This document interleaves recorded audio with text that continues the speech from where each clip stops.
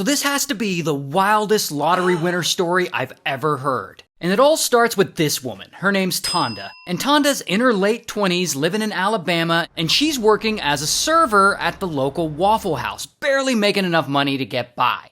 But one day in 1999, her whole life changes because she's at work serving food and whatnot, and a customer walks in. This truck driver, Edward. And Edward eats at this Waffle House a lot. And on this particular day, Tonda is his server. And when he's done eating, he tips her with a lottery ticket, which he often tips the servers there with lottery tickets. But the next day, the lottery numbers are announced, and one after another, Tonda's ticket starts to match. And suddenly, boom, all the numbers match, and Tonda has officially won the lottery. $10 million, which adjusted for inflation would be about $19 million today. So this amount of money is a life-changing amount of money for anyone, but especially for Tonda. So immediately, she quits her job at the Waffle House, and she starts making plans for this money. She decides to receive it in payments of $375,000 a year over 30 years, rather than getting the lump sum all at once. She plans to build a new house. She plans to replace her car with a new car. I mean, this is huge for her. $10 million is gonna set her up forever. She's gonna be rich. Until a few days later, Tonda shows up to the lottery headquarters to sign some paperwork and collect some of her winnings. And the people working there are suddenly like, nah, bro, she can't have the money. Why?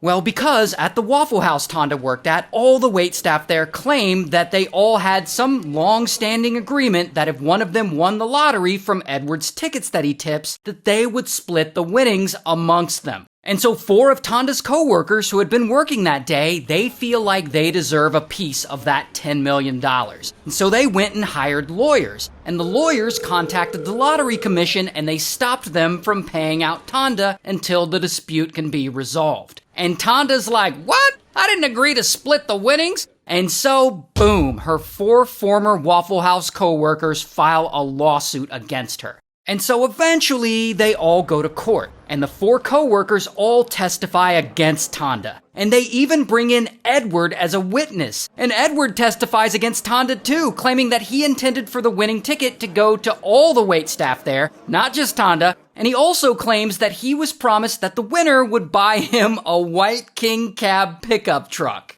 And so the trial goes on for a while, and at the end of it all, Tonda actually loses. The jury believes the Waffle House coworkers. And the judge orders that Tonda take the lump sum payment of winnings and split the money with the other 4 Waffle House servers. And of course, Tonda is pissed off and she feels like she won that money fair and square. And so she appeals the court's decision. But in the meantime, she goes back to work at a different Waffle House while she waits on the appeal to go through. And around a year later, in the year 2000, the state Supreme Court reaches a decision, and they rule in Tonda's favor. And Tonda can't believe it.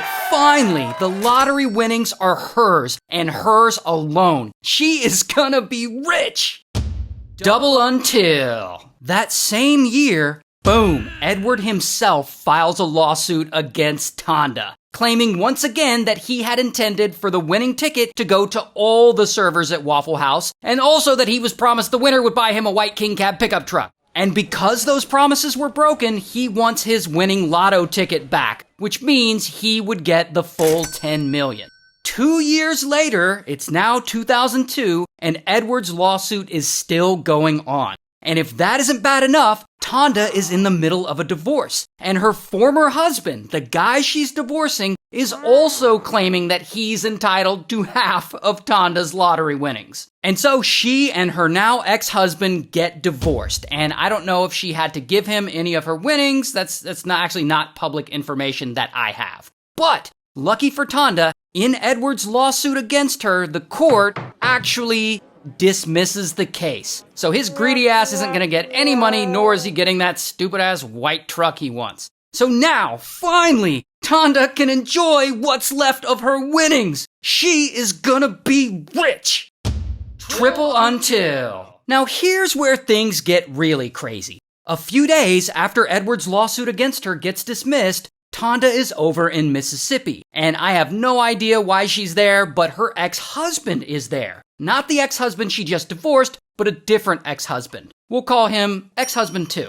And so she's there in her car, and at some point, for some reason, ex-husband 2 just snaps. And boom, he jumps into her car and he pushes her into the passenger seat. And soon, ex-husband 2 is driving Tonda across the county. And he's yelling at her and he's threatening to unalive her if she doesn't agree to share her lottery winnings with him. Sometime later, they pull up to a boat launch. And he's still threatening her, saying she needs to hand over some of that money, while Tonda is begging him to let her go. And then, Tonda's cell phone rings, and she's like, please let me answer it. And ex-husband 2 is like, nah. But the phone is in her purse, and it keeps ringing. And she's like, if I don't answer this, people are gonna start to worry, and they're gonna come looking for me. And so ex-husband 2 is like, I answer it.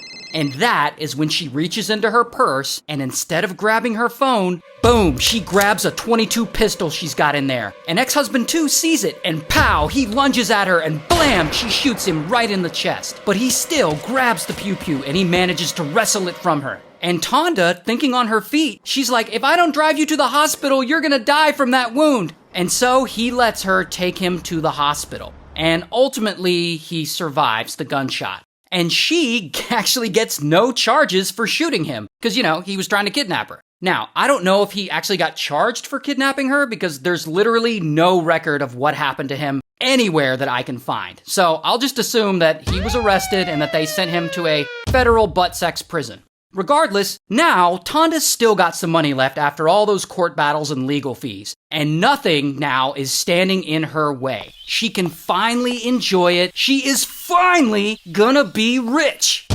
Quadruple until Tonda decides to split her winnings with her family. And she transfers shares of her winnings to her family members. And this is when the IRS catches on. And the IRS is like, if you're sharing that money with your family, that counts as a gift. And gifts that large are actually subject to a gift tax. And so after all is said and done, Tonda owes the IRS $800,000, which is a huge chunk of her winnings. And so Tonda's like, nah, bro, that wasn't a gift. But the IRS isn't buying it. And ultimately, she works out some kind of deal with them, and nearly a decade later, in 2012, tax court orders Tonda to pay a bunch of taxes on her winnings. But, lucky for her, at the end of it all, she does get to keep most of what she won. Although no one actually knows how much money she ended up with, because by this point, I think she finally learned to not tell people how much money she has.